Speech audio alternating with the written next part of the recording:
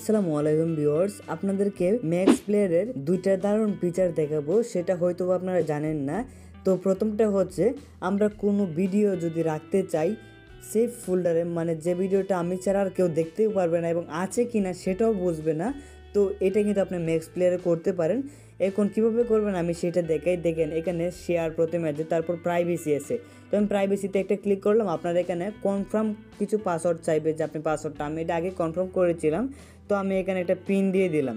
তো পিন আপনার এখানে দুইবার চাইবে, আপনি একটা পিন দিয়ে এরকম একটা ফোল্ডার ক্রিয়েট হয়ে যাবে।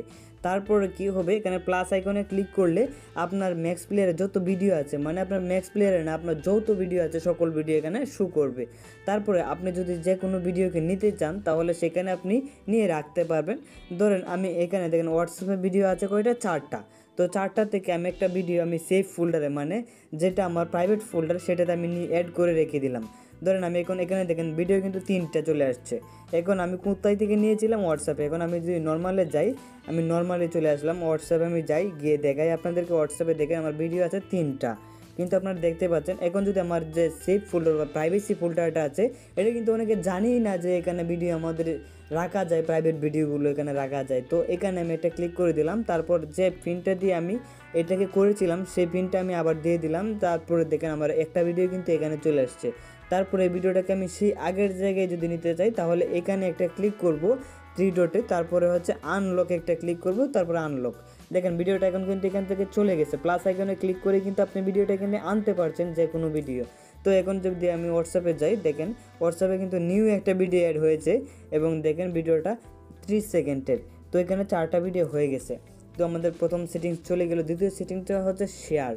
তো অন্য কোনো ফোনে আমরা যদি অ্যাপ সহ ভিডিও ফটো শেয়ার করি তাহলে কিন্তু আমরা শেয়ার দিয়ে শেয়ার করি বা শেয়ার মি দিয়ে শেয়ার করি, কিন্তু আপনি কি জানেন ম্যাক্স প্লেয়ার দিয়েও কিন্তু শেয়ার করা যায়। সেটা কীভাবে করবেন আমি দেখিয়ে দিচ্ছি। দেখেন 2 নাম্বার শেয়ার আছে, এখানে একটা ক্লিক করবেন। তার ফোনে কিন্তু অবশ্যই ম্যাক্স প্লেয়ার থাকতে হবে।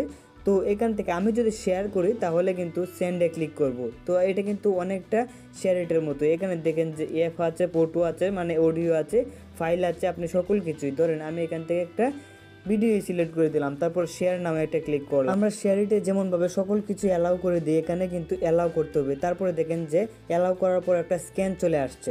তো এখন তো আমার কাছে আর কোনো ফোন নেই যে ম্যাক্স প্লেয়ার থেকে যে রিসিভ করবে। তো আমি আপনাদেরকে দেখানোর জন্য জাস্ট এটা করলাম, কিন্তু আপনি যদি রিসিভ করেন তাহলে কিন্তু সেম প্রসেস। দেখেন এখানে কিন্তু আপনাকে একটা কোড দিয়ে দিয়েছে।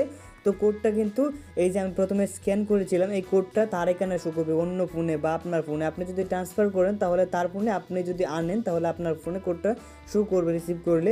এই কোডটাকে স্ক্যান করলে কিন্তু আপনার ভিডিও ফটো যা কিছু ট্রান্সফার করতে চাচ্ছেন সকল কিছু ট্রান্সফার হয়ে যাবে।